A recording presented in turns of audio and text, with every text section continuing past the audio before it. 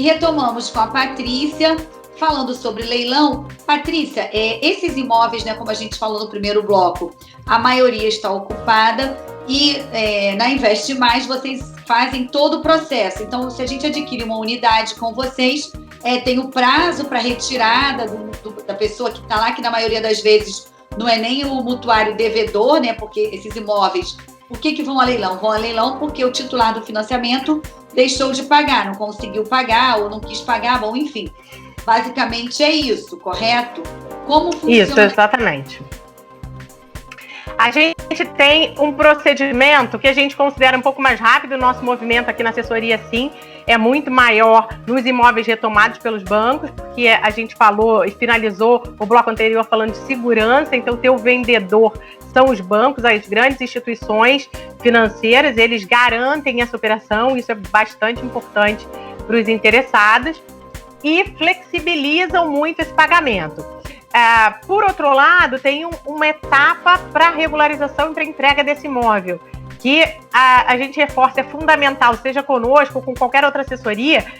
É um processo muito seguro, mas para que ele seja de fato seguro, para que ele dê o retorno ou que realize o sonho da casa própria para quem está optando por esse formato, é fundamental que se tenha uma assessoria, que se avalie toda a documentação, a execução dessa retomada e, feita então essa aquisição, a gente parte para a etapa de regularização da propriedade, ou seja, o nome do cliente, o adquirente, seja do contrato de financiamento dele registrado no RGI ou a própria quitação para os clientes que pagam à vista dessa unidade. E na sequência a gente trabalha a etapa de posse. Aqui na nossa assessoria a gente tem como histórico 70% dos nossos casos nós entregamos com até 180 dias. Há casos que já entregamos com 40 dias, com 60 dias, como você bem disse.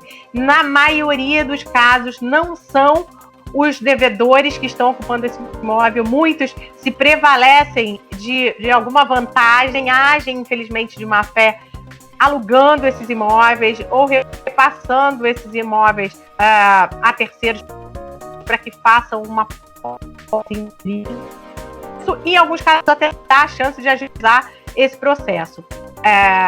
Por outro lado, se necessário for, desses 30% do nosso histórico, é necessário que seja feito um processo judicial, e aí vale esses processos que são para uma emissão de posse via liminar e estão tendo andamento. 3 casos onde foi definida. Me ouviu? Um pequeno probleminha na transmissão. Você falou que tem 3 casos e que os processos estão acontecendo, não é isso? Mesmo exatamente. Nesse ritmo que nós estamos agora vivendo aí por conta do isolamento social, é isso? As coisas exatamente. estão acontecendo, né? Agora, isso. Tá, agora fala para mim uma outra coisa.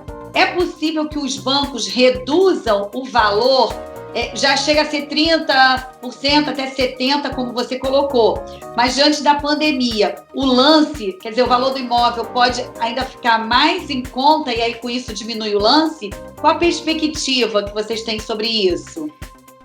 Então, ainda pode ser uma leitura precoce, mas a gente tem algumas variáveis que interferem nisso e é bastante importante. Então, esse imóvel, ele é retomado, como a gente falou, na maioria das nossas ofertas são as retomadas dos bancos, tem as opções de financiamento e a oferta é sobre o valor da dívida. À medida que a gente tem alguma desvalorização, e a gente já percebeu, isso é real, o real desvalorizando,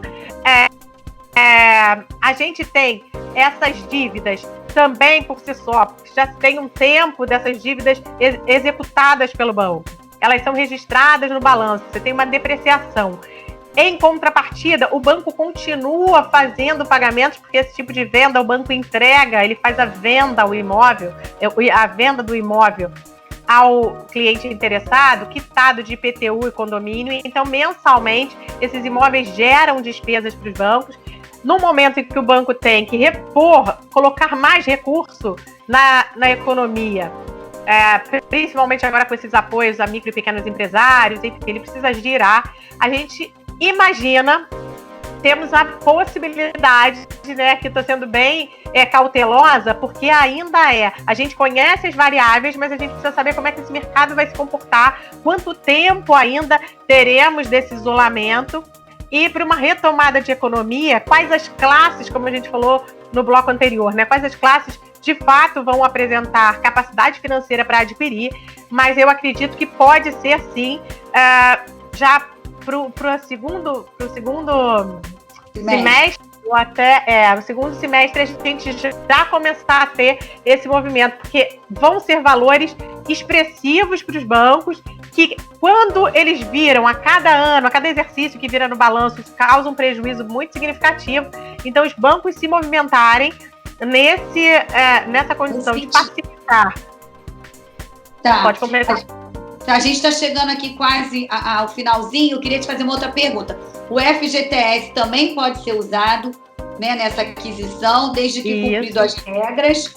Os bancos estão aí financiando, né, até a Caixa com IPCA, né? São opções que continua tornando a aquisição via leilão muito valiosa, vantajosa. Seria isso, não é, Patrícia? É isso aí, exatamente. As opções, a gente sempre reforça que tem uma segurança grande. Falando, inclusive, a gente pincelou rapidamente no bloco anterior, para os próprios corretores de imóveis que têm os seus clientes ávidos e à procura de algumas oportunidades, nesse momento não pode fazer nenhuma visita, e a gente falou do processo em andamento, então são oportunidades a se trabalhar de diferentes frentes. Ok, Patrícia, muito obrigada. Chegamos ao final do nosso programa de um formato diferente. Espero que vocês tenham gostado, mas estamos seguindo, né, à risca ao ficar em casa, né, para todos nós nos protegermos.